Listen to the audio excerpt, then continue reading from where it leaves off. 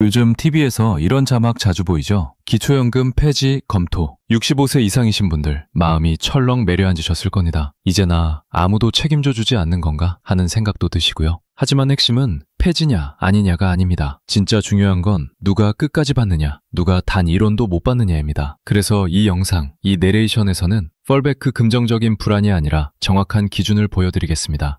2025년 11월 기준 기초연금 제도 정리, 얼마 주더라 수준이 아닌 왜 어떤 사람은 매달 34만 원 가까이 받는지, 왜 어떤 사람은 같은 나이인데도 1원도 못 받는지 그 불공평함의 이유까지 짚어드립니다. 2025년 기준 기초연금 최대액은 월 342,510원입니다. 겉으론 그냥 숫자 하나지만 몇 년만 모아도 수천만 원, 노후를 버텨주는 마지막 안전그물입니다. 그런데 통장 잔고 몇 줄, 재산구조 몇 칸 때문에 안전그물이 어느 날 칼처럼 잘려나갈 수 있습니다. 오늘 우리는 그 칼날이 정확히 무엇인지, 어떤 기준 때문에 끊기는지, 미리 어떻게 피할 수 있는지를 딱 30분 안에 정리다. 이 30분이 당연 노후를 지킬 수 있는 정보가 될 겁니다. 많은 어르신들이 이렇게 믿고 살아오셨습니다. 정부에서 주는 기초연금이라며 65세 넘으면 다 받는 거 아니야? 그러나 창국은 제도가 어느 날은 차가운 숫자 몇 줄로 사람을 가르는 칼날이 되기도 한다는 것을요. 통장에 찍힌 잔고, 자녀가 잠깐 넣어준 돈, 오래 묵혀둔 적금, 심지어 쓰지도 않은 보험 해약금값까지 올인을 모든을 피도주가 많은 거정인데도 이거 제동 잃어 그거 곧 빼서 증거말에 모아둔 계십니다. 이거 제동 빚져신저럽니다. 그런데 잠깐 맡아둔 건데요. 이런 설명은 제도 앞에서 거의 통하지 않습니다.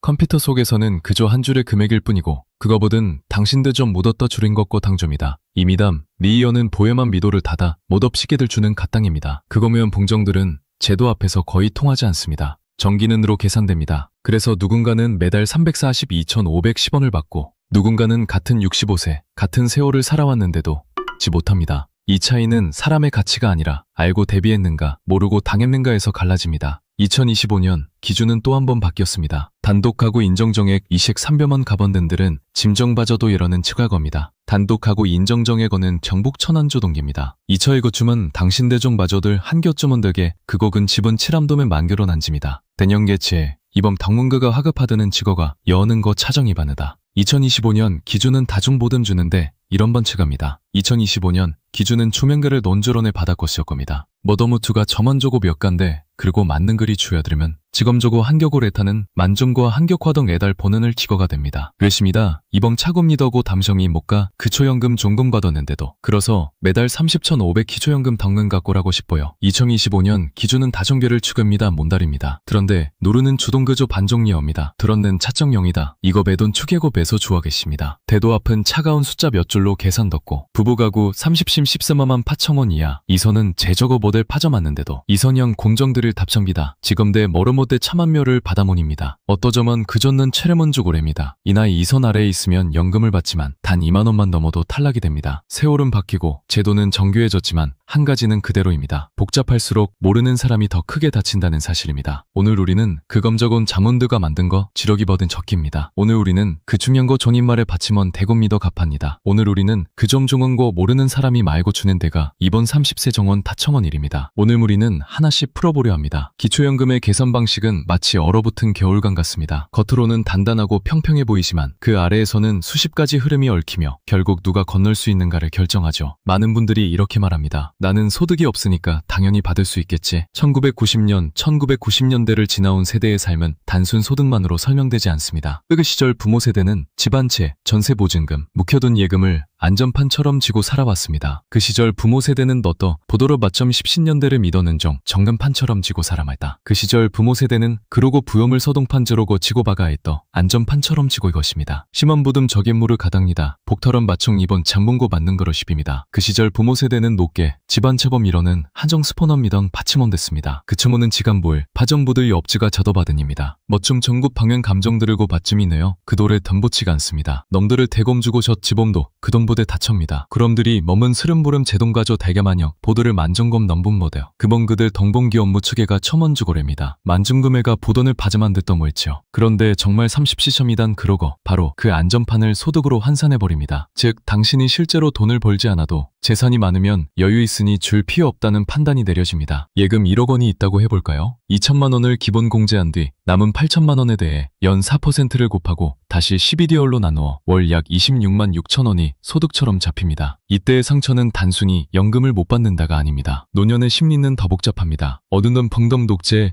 기초연금 바정문 파피러곰이 많습니다. 평생 못 오른도 바접니다. 연금 지금 치구과이더러 키번더를 받깁니다. 이때의 상처는 덩보호습니다. 비초연금 정복초간을 높한 연금지급 공제에는 오히려 나장 보편적인 감정 중 하나입니다. 게다가 전세 보증금도 지역과 기준에 따라 이미 당신이 버는 것처럼 환산됩니다. 대도시는 1억 3,500만 원, 중소도시는 8,500만 원, 농어촌은 7,250만 원 공제 후 남은 금액이 또다시 소득처럼 기록되죠. 결국 이 제도는 말합니다. 당신의 노후를 돕고 싶지만 먼저 계산부터 해야겠어요. 그리고 우리는 이 계산의 규칙을 모르면 도움은커녕 보호망에서 밀려나 버립니다. 그래서 오늘 그 규칙을 당신의 편에서 차분히 밝혀드립니다. 이제 우리는 조금 더 깊은 층으로 내려가 봅니다. 섭사람들이 기초연금 앞에서 가장 크게 좌절하는 순간은 단순히 금액 계산에서 타락했기 때문이 아닙니다. 나는 가진 것도 없는데 왜 나는 못 받는 거죠? 이 질문 속에는 노년의 자존심, 평생 스스로 버텨온 삶의 역사, 그리고 자식에게 짐이 되고 싶지 않은 마음까지 겹겹해 있습니다. 하지만 제도는 감정을 보지 않습니다. 돈의 움직임, 통장 기록, 과거 5년치 재산 변화, 자녀 명의 계좌까지 모두 합산합니다. 얼카미사 오란 사례는 늘 비슷한 구조를 가집니다. 전세 1억 6천만 원에 사는 한 어르신, 소득도 없고 집도 없고 자녀 도움도 거의 없었습니다. 그럼에도 불구하고 탈락했습니다. 이유는 단 하나, 전세 보증금이 높습니다. 또 어떤 분은 월세 50만 원, 예금 7천만 원, 예금 인정의 기준을 넘겨 그저 살아온 방식 때문에 연금을 잃었습니다. 그 과정을 들여다보면 인간적인 감정이 생깁니다. 부부의 삶이 한 계좌로 묶여있기 때문에 남편의 작디작은 월급이, 아내의 사소한 임대 수입이 서덕 요인이 됩니다. 늙어간다는 건 몸이 약해지는 것보다 이런 보이지 않는 계산 앞에서 더 무력해지는 과정일지도 모릅니다. 그라저 기억하십시오. 이 피해의 대부분은 몰라서 생긴 실수 때문입니다. 바꿀 수 있다는 뜻이기도 합니다. 조백 39가지 실수 중 단 하나에만 걸려도 연금은 단 한 푼도 못 받습니다. 그리고 놀라운 건 이 9가지 모두 피할 수 있는 것들입니다. 우리는 이제 그 문턱을 정확히 짚어낼 것입니다. 한 사람의 노후가 한 평생의 노력이 단순한 오해 때문에 무너지는 일이 없도록 말입니다. 9가지 실수. 이 목록은 단순한 행정상의 체크리스트가 아닙니다. 한국의 부모 세대가 어떻게 살아왔는지, 노년이 어떤 방식으로 상처받는지를 적나라하게 보여주는 사회적 자화상입니다. 첫 번째 실수는 가족 계좌에 잠깐 돈을 넣었다 빼는 행동. 평생 가족을 우선해 살아오신 세대에겐 너무 자연스러운 일입니다. 박회로보 하다길래 정 넣어줬다 뺐지. 며느리가 급하다고 해서 잠깐 맡아줬다. 그러나 제도는 그 따뜻함을 모릅니다. 돈은 마음이 아니라 기록으로 읽힙니다. 내역은 증여로, 잠깐의 도움은 자산 이동으로 남습니다. 이것이 기초연금 심사에서는 재산으로 포함됩니다. 두 번째 실수는 자녀 명의의 적금을 부모가 찾는 행동. 옛세대는 이런 식으로 자식에게 흘려줬다 뺐다 뺐도 국가 시스템은 이런 행위를 실질적 소유자 부모로 간주합니다. 결국 연금 전액 삭감으로 이어질 수 있습니다. 세 번째는 부동산을 자녀에게 싸게 넘기는 것. 부모 세대는 자식을 위해 집 한 채라도 남겨주려 했었지만 제도는 그것을 시세차익 증여로 처리합니다. 부모의 선의가 세금과 감액의 사유로 바뀌는 아이러니. 네 번째 실수는 사업자 등록 미정리. 이미 일을 하지 않아도 서류에 이름이 남아있다는 이유만으로 추정소득이 자동으로 계산됩니다. 번째는 4천만 원 이상 고급 차량 보유. 24년부터 배기량 기준은 사라지고 차량 가액이 모든 걸 결정합니다. 차는 삶의 흔적일 뿐인데 제도는 그것을 소득으로 읽어버립니다. 여섯 번째는 보험 해약으로 받은 환급금. 수십 년 유지한 보험. 노후가 불안해 해약했을 뿐인데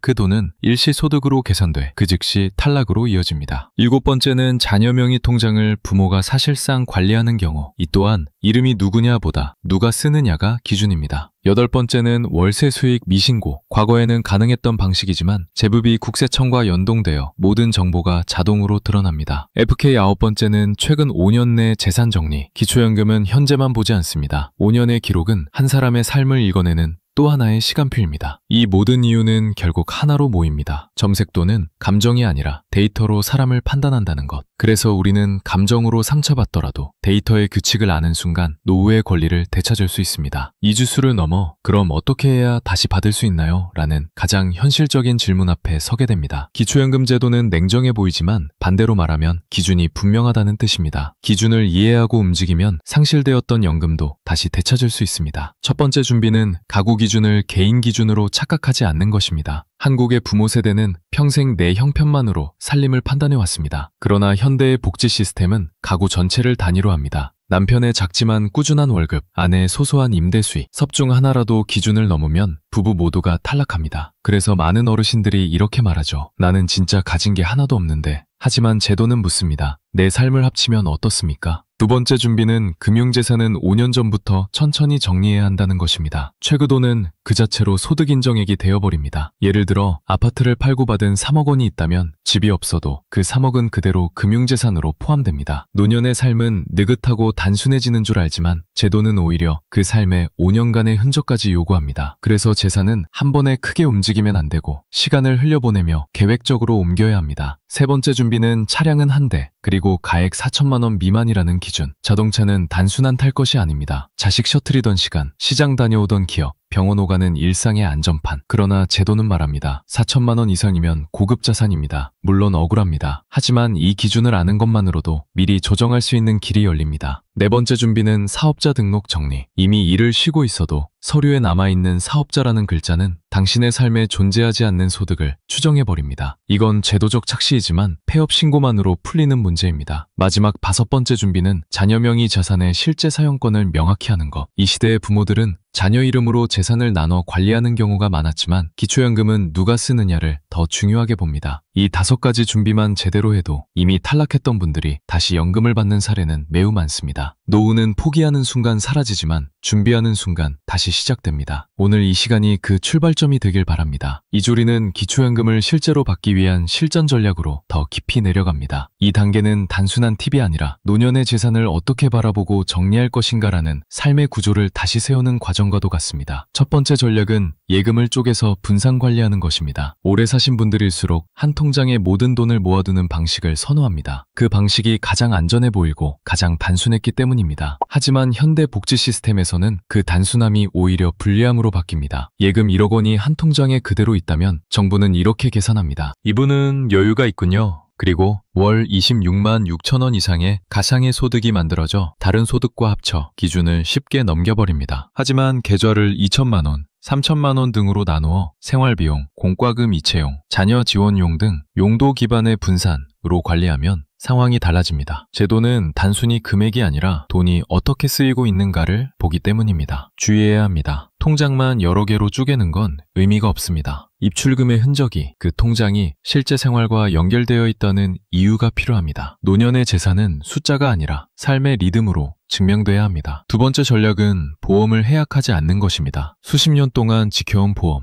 노후가 불안해져 해약하면 그 돈이 그대로 재산으로 잡혀 한 번에 소득 인정액을 훌쩍 넘겨버립니다. 보험 해약 환급금이 당신의 의도와 상관없이 새로운 소득으로 변해버리는 거죠. 그래서 중요한 건 그 보험이 보장성인지 저축성인지부터 확인하는 것입니다. 보험은 유지에도 큰 영향을 주지 않지만 저축성 보험은 해약하는 순간 당신의 재정계획 전체를 흔들어버릴 수 있습니다. 노년은 즉시 현금보다 흔들리지 않는 구조가 중요합니다. 세 번째 전략은 전세가 높다면 월세 전환을 고려하는 것입니다. 많은 어르신들은 이렇게 말합니다. 나는 집 산 것도 아니고 전세인데 왜 불리하죠? 하지만 제도는 전세도 재산으로 보고 그 금액을 소득처럼 환산합니다. 전세 1억 6천이면 월 11만 원을 버는 것처럼 계산되니 탈락 위험은 더 높아질 수밖에 없습니다. 그러나 전세 일부를 월세로 전환하면 보증금여 금융재산 환산액도 줄어들고 월세 지출은 오히려 지출로 인정되어 기준을 크게 낮추는 효과가 생깁니다. 물론 실제 계약과 실제 이체 기록이 있어야 합니다. 서류만 바꾸는 것은 제도 앞에서 통하지 않습니다. 네 번째 전략은 세무사, 공인중개사 상담 활용입니다. 자산이 많아서가 아니라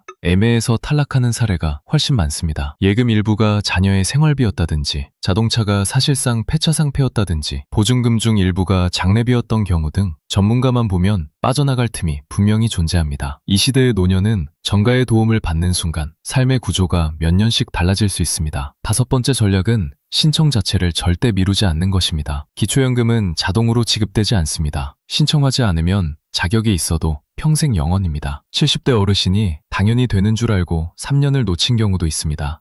겨처분은 신청 후에야 판단됩니다. 가장 확실한 탈락 사유는 신청하지 않은 것입니다. 노후는 불확실한 시대를 살아남은 사람에게 주어지는 강남드 권리를 단지 몰라서 잃어버리는 일이 없도록 오늘 우리는 구조를 다시 세우고 있습니다. 자, 이제 우리는 기초연금을 넘어 노후를 실제로 지켜주는 또 다른 사계의 안전망으로 시선을 옮깁니다. 많은 어르신들이 말합니다. 연금만으로는 약값도 빠듯한데 다른 방법은 없을까요? 이 질문은 단순한 경제적 고민이 아닙니다. 평생 가족을 위해 희생해온 세대가 자신의 삶을 돌아보며 나도 누군가에게 기대고 싶다는 늦고도 조심스러운 바람이기도 합니다. 그러나 중요한 사실이 있습니다. 국가는 분명히 준비해두었습니다. 다만 아는 사람만 조용히 챙겨갈 뿐이죠. 오늘 우리는 그 숨겨진 문들을 하나씩 열어보겠습니다. 첫 번째는 주택연금입니다. 한국의 부모 세대에게 집은 단순한 부동산이 아닙니다. 전쟁 이후의 가난, 산업화의 먼지, 자식을 키우던 기억까지 모두 담긴 삶의 저장고 같은 존재죠. 그래서 집을 판다는 건 그 내놓는 느낌이 들기도 합니다. 주택연금은 그런 어르신들의 마음을 고려해 만들어진 제도입니다. 그 집에서 계속 살면서 매달 100만, 200만 원의 생활비를 연금처럼 받는 방식, 즉 꽤 지키고 삶은 유지하는 가장 현실적인 노후 전략입니다. 많은 분들이 걱정합니다. 그럼 나중에 집을 나라에 뺏기는 건가요? 절대 아닙니다. 집은 계속 본인 명의로 남아있고 부부 모두 사망한 뒤에는 자녀가 집을 그대로 상속받을 수 있습니다. 그때 그동안 받은 연금액만 정산하면 됩니다. 이건 노년의 쫓겨남에 대한 두려움을 없애주는 거의 유일한 국가 보존장치입니다. 두 번째는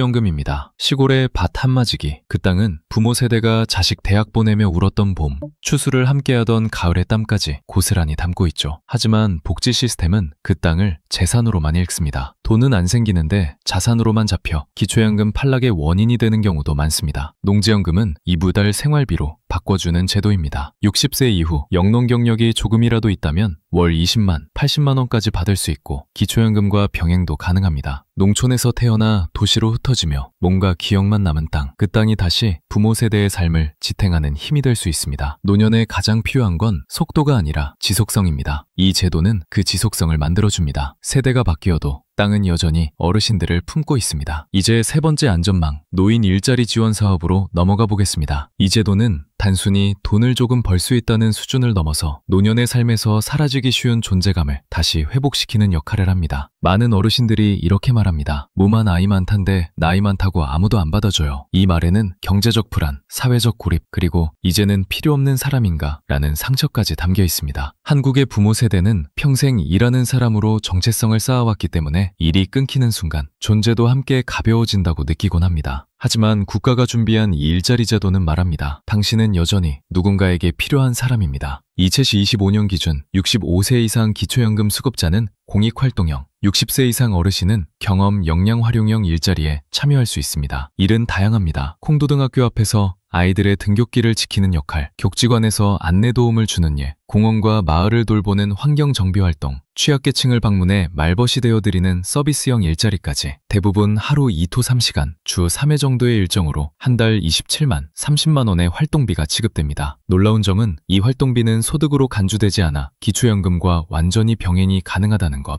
즉, 기초연금, 표, 일자리 활동비 두 갈래의 안전한 수입이 생기는 구조입니다. 현대 심리학에서는 노년의 우울과 고립을 줄이는 가장 효과적인 요소를 가벼운 사회적 기여감이라고 부릅니다. 바로 이 제도가 그 역할을 해냅니다. 이고지신이 도움이 되고 있다는 감각, 출근을 준비하며 하루의 리듬을 새로 설계하는 경험, 낯선 사람과 인사를 나누며 세상과의 연결이 끊어지지 않았다는 안도감, 이 모든 것이 노년의 정신건강을 지탱합니다. 그리고 마지막 네 번째 안전망은 기초생활 수급자 제도입니다. 이 제도는 이름 때문에 오해가 많습니다. 나 같은 사람이 되겠어? 괜히 창피해서. 그런 나단 사람을 낙인 찍기 위한 것이 아니라 지나고 있는 사람을 국가가 일시적으로 지켜주기 위한 제도입니다. 조건에 해당하면 의료비, 주거비, 생계비, 교육비까지 지원됩니다. 특히 가장 큰 영향을 미치는 부분은 의료비입니다. 의료급여 일종이 적용되면 감기부터 만성질환, 큰 수술까지 진료비 부담이 거의 0원이 되거나 극도로 낮아집니다. 나이를 먹는다는 건 몸이 예전 같지 않다는 뜻이고, 한국의 의료비 구조는 그 약점이 고스란히 지갑으로 새어나가는 구조입니다. 이 제도는 그 새는 틈을 막아줍니다. 주거급여는 원세 상황에 따라 월 10만, 25만 원 수준의 지원이 이루어지며 생계급여는 생활비 자체를 지원합니다. 최근에는 부양 의무자 기준도 대폭 완화되어 자녀가 있지만 실질적으로 도움을 받지 못하는 현대적 가족 구조를 반영하고 있습니다. 이 제도의 핵심은 하나입니다. 상담만 받아도 손해가 없고 문을 두드리는 순간 길이 열린다는 사실입니다. 노후는 도움을 요청하는 사람이 살아남습니다. 이제 당신의 차례입니다. 이제 우리는 기초연금과 4가지 안전망을 넘어 노년의 삶 전체를 다시 비추어 봅니다. 2단계는 단순히 제도를 알아두는 것이 아니라 늙어간다는 과정에서 우리가 겪게 되는 두려움, 상실, 불안이라는 감정의 구조를 이해하는 일입니다. 사람은 누구나 젊을 때는 문제가 생기면 해결로 뛰어갑니다. 하지만 노년이 되면 문제가 생기는 순간 해결이 아니라 걱정이 더 먼저 찾아옵니다. 걱정은 몸보다 마음을 더 약하게 만들고 마음이 약해지면 제도의 문턱은 더 높게 느껴지죠. 그래서 어떤 어르신들은 명백히 받을 수 있는 제도임에도 괜히 귀찮아서 나는 아까워서라도 안 받을래. 그런 것까지 신청하는 게 창피해. 이렇게 스스로 문을 닫아버리기도 합니다. 하지만 2025년 한국 사회에서 노년의 삶을 지켜줄 수 있는 건 자식의 효심도 음행의 적금도 아닙니다. 제도를 알고 활용하는 지혜입니다. 제도는 감정에 무관심한 대신 조건만 갖추면 언제나 공정하게 열립니다. 그리고 이 모든 제도를 관통하는 핵심은 소득 인정액이라는 개념입니다. 이는 단순한 숫자가 아니라 한 사람의 삶을 국가가 어떻게 바라보는지 보여주는 프레임입니다. 여기에는 3가지 감정 메커니즘이 숨어 있습니다. 1단계, 사실, 단신의 예금, 전세금, 소득이 기록됩니다. 2단계, 해석, 제도는 그 숫자를 여유가 있다 없다라는 판단 기준으로 바꿉니다. 3단계, 공감의 사각지대, 당신이 느끼는 억울함의 무게, 자녀에게 피해주기 싫어서 만든 선택들.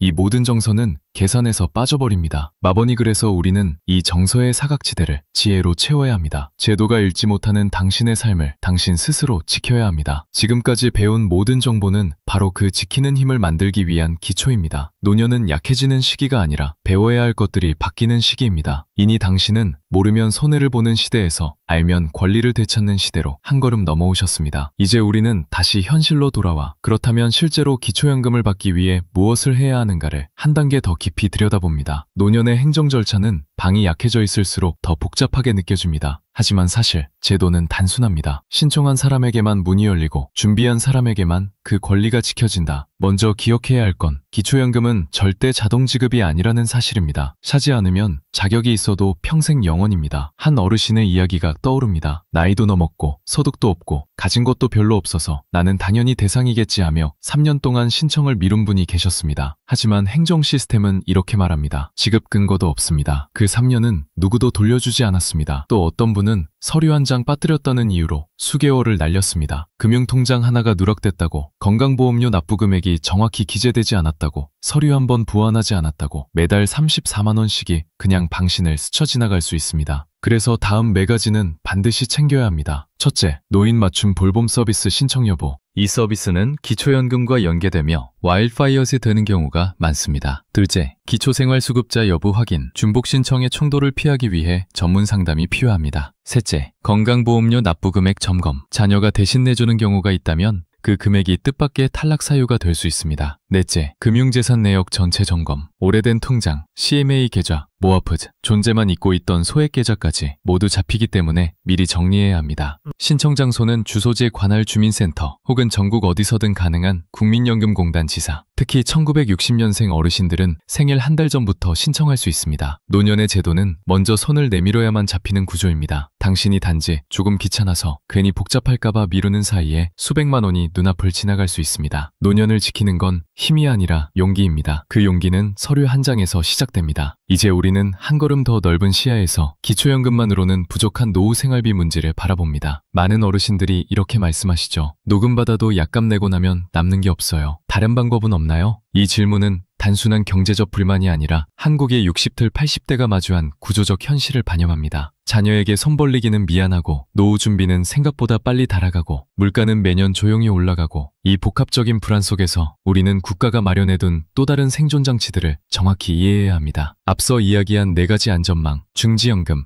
노인 일자리, 기초생활수급, 그중 하나만 잘 맞아도 노후의 삶은 완전히 달라질 수 있습니다. 특히 주도는 단순한 부동산 활용이 아니라 부모 세대의 집에 대한 정서까지 고려한 설계입니다. 한국 사회에서 집은 재산의 증표이기 전에 삶이고 세대의 기억이며 자식에게 물려주고 싶은 마지막 보루입니다. 그래서 집을 팔고 돈을 만드는 것은 도무지 마음이 허락되지 않죠. 정금은 그 심리를 알고 있습니다. 지키게 하고 그 안에서 계속 살게 하면서도 현금 흐름을 만들어줍니다. 이건 제도가 드물게 심리적 존엄을 고려한 구성입니다. 마찬가지입니다. 시고밭은 달산이 아닌 부모 세대의 노동이 지각된 시간입니다. 그 땅이 지금은 수익을 만들지 않아도 농지연금 제도는 그 시간을 다시 생활비로 변환합니다. 노년의 가장 큰 공포는 돈이 떨어질까봐가 아니라 내가 버틸 수 없을까봐 하는 마음입니다. 이 두 제도는 그 마음을 안정시키는 오래 지속되는 현금의 맥박을 만들어줍니다. 노인 일자리는 경제적 혜택보다 착재정보 회복의 가치가 더 큽니다. 27만 30만 원보다 중요한 것은 아침에 일어나 오늘도 나를 기다리는 일이 있다는 감각입니다. 그 감각이 우울을 뚫고 자존감을 되살립니다. 기초생활수급은 가장 큰 안전망입니다. 부양의무자 기준이 완화된 지금, 과거에는 탈락했지만 지금은 받을 수 있는 경우가 매우 많습니다. 이 제도는 생활, 의료, 주거, 교육을 완전히 보호해주는 국가의 마지막 울타리입니다. 노년의 가난은 개인의 잘못이 아닙니다. 시대의 구조가 그렇게 만든 것도 있습니다. 그러니 부끄러워할 이유도 포기했습니다. 국가는 이미 준비했습니다. 이제는 당신이 그 문을 열 차례입니다. 1위는 마지막 문턱에 다다랐습니다. 지금까지의 모든 정보는 단순히 제도를 설명하기 위한 것이 아니라 마번이 지키는 기술, 그리고 그 기술을 사용할 수 있다는 심리적 자신감을 회복하는 여정이었습니다. 한국의 60을 80대는 고은 세대입니다. 산업화의 속도, IMF의 상처, 부모 부양의 무게, 자녀 교육의 압박까지 모두 견뎌냈습니다. 하지만 아이러니하게도 그 모든 고생 끝에 도착한 노년은 이제부터는 제도를 이해해야만